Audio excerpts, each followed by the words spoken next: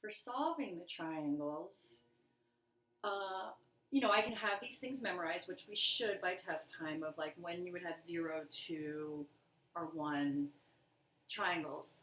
But say you're stuck, right? You kind of forget, and you set up A to solve using law of sine. So sine of 95 degrees over 4 equals sine of C over 5. So like before, this is proportion, so I can cross multiply. So it's 5 times sine of 95 degrees equals 4 times sine of C. Remember, your goal is to solve for C here, so I'm going to divide by 4. So I get sine of C equals 5 times sine of 95 degrees over 4. Now ask yourself, are you solving for a side length or an angle? We're solving for an angle. So just like that 7.1 business is, we want to do the inverse. So, let me just bring in some 111 techniques. Remember, when you compose the inverse, so I have to do it to both sides so it's consistent.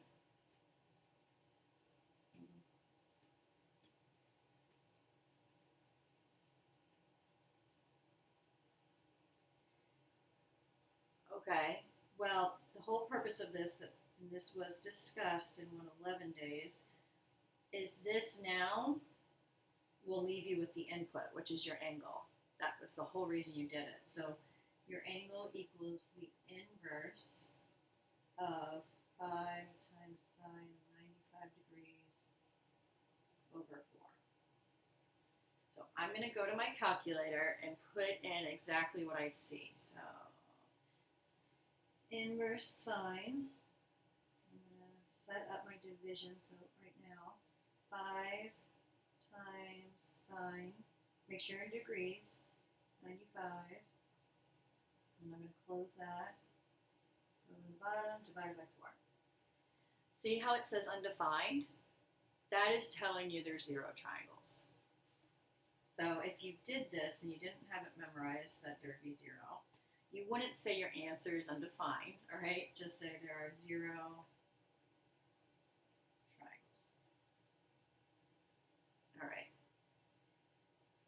Now for B, we know there's one triangle following the rules, and now you're just going to use law of sines like you normally did with the first example.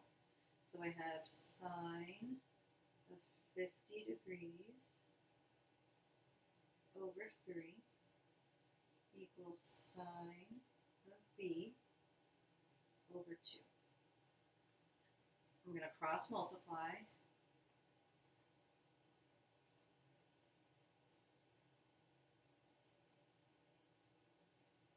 I'm going to isolate that sine B by dividing by 3.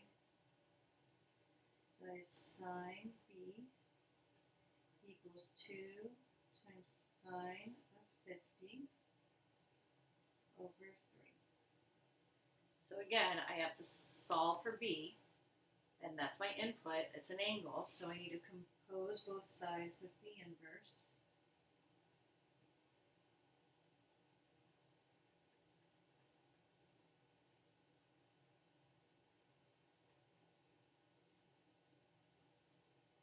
Notice how I'm not dropping that degree symbol. Get in that habit, please. And then I have B equals the inverse sine of 2 times sine of 50 over 3. I'm going to go ahead and rely on my calculator. So 2 times sine of 50, close that guy, and divide by 3. All right, so it didn't say undefined, so there's a triangle. And we have B is approximately 30.6 7, 1 degrees. Now the important thing is you have to know that this is just one triangle, okay? Don't make it two. That might make more sense with the next example. All right, now I have to just finish solving this triangle. So if I know that my angle given is 50 degrees and that this angle is 30.71, then my angle C is the leftover of the triangle.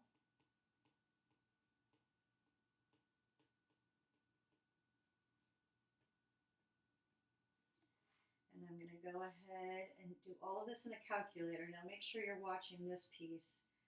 I'm going to save that answer. So I'm doing 180,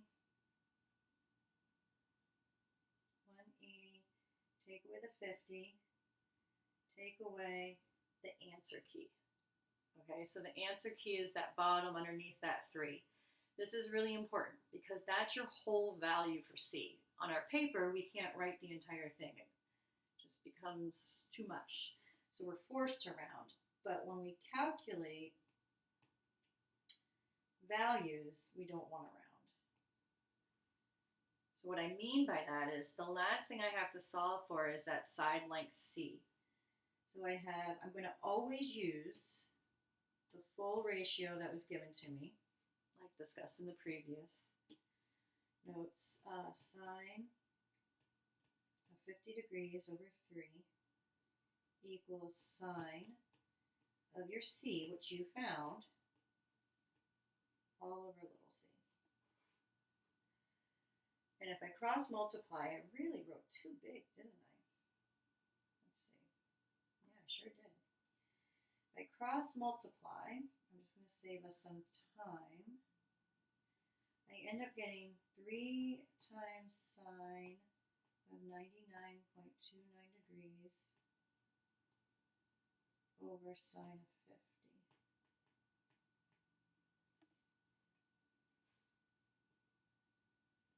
All right, I'm going to pull that Desmos back up. Okay, again, I'm hanging on to that answer, my Desmos calculator, so I don't mess anything up. So I'm going to do the division sign first. 3 times sine of my answer. See how it puts in the entire value so you don't get any round off values. Divided by sine of 50. So my side length is 3.86.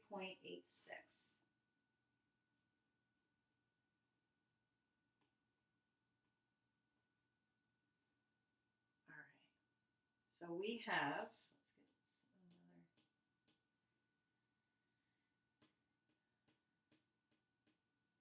Oh, this thing's freezing. So I'm going to stop it there. And then your second to last video will be solving for C.